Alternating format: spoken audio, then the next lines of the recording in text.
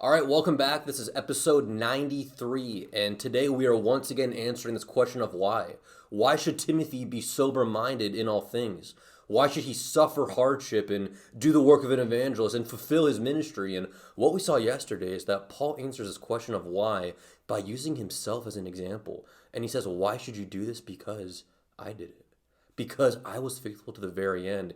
That faithfulness is real. It's possible, and you don't have to run to lose. You can run to win. That's what I did, Timothy, and that's what you now need to do, Timothy, and that's what you and I also need to do now. And so in verses 6 and 7, those verses show us that Timothy needs to continue the legacy, but also that Timothy can continue the legacy. He can do it because Paul did it.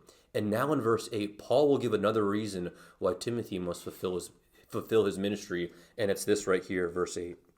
In the future, there is laid up for me the crown, namely righteousness. This word crown is familiar, brings us back to places like 1 Corinthians 9, verse 25, where Paul says, hey, some people run the race for a perishable crown, but we run the race for an imperishable crown. And Paul says, that was me. That I didn't run the race for money or for fame. Paul didn't run the race so that, he could gain stuff that could be destroyed in the end, but he ran the race for that which was eternal and glorious and could never be stripped away. And now that is what Paul is anticipating. And that is what anchors Paul's hope, because he knows that God has safely secured and stored and ensured a great reward for him, the crown, namely righteousness. Righteousness. Paul knows that the great reward for him in the future is righteousness. Absolute perfection, doing exactly what God desires and conforming exactly to the standard that God has laid out and enjoying all of that perfectly in a world where everything has been made righteous and perfect and good in every single way possible. And just a quick qualifier here for this word righteousness.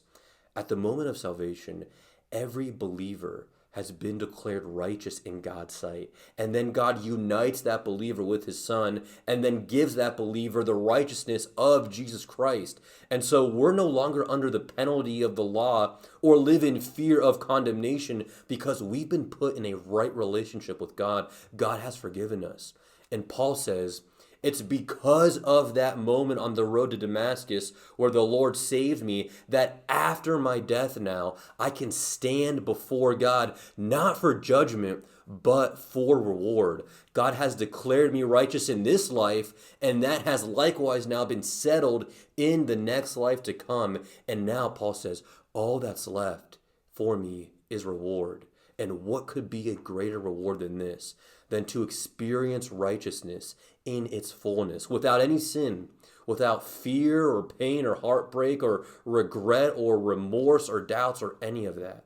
And what makes this even better is that look at how Paul will receive all of this in the future, which the Lord, the righteous judge, will award me on that day. And already, this phrase, that day, we should be experts on this word that day, because Paul has used this phrase that day in places like 2 Timothy 1 verses 12 and verse 18 to talk about the day of Christ. That future moment where Christ looks at everything that you've done with your life and he evaluates believers and then he rewards them.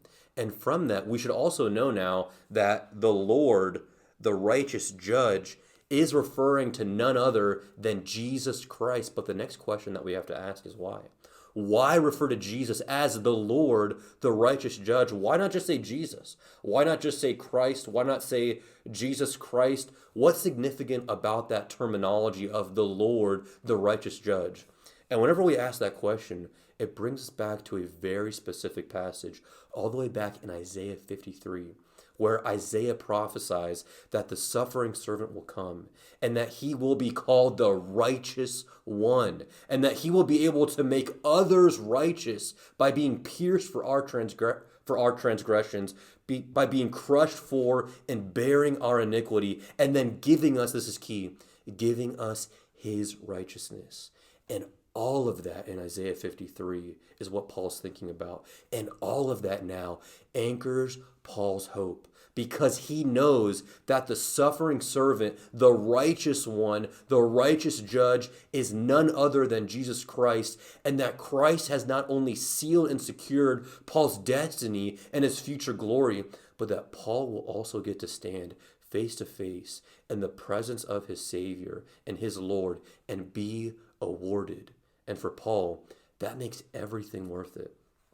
And something to remember is that for Paul, everything has been stripped away. The only certainty that he has now is death. But even in the darkest and even in the most dire of circumstances, the hope that he has, this can never be stripped away. The hope that he has outshines everything else and anything else that life could ever offer, because Paul knows that Jesus Christ has secured something eternally beautiful and glorious for him in the next life. And not only to me, but also to all who have loved his appearing.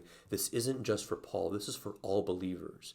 And as it was in 2 Timothy 4 verse 1, this phrase here, his appearing is referring and is the reminder for Timothy and for all believers that Christ will appear again, and that when he returns, that it will be even more earth-shattering as the first time, that he'll destroy all the forces of evil and make all things new. And so now we need to live our lives in light of that future reality, and we need to love and be devoted to and cling to that hope.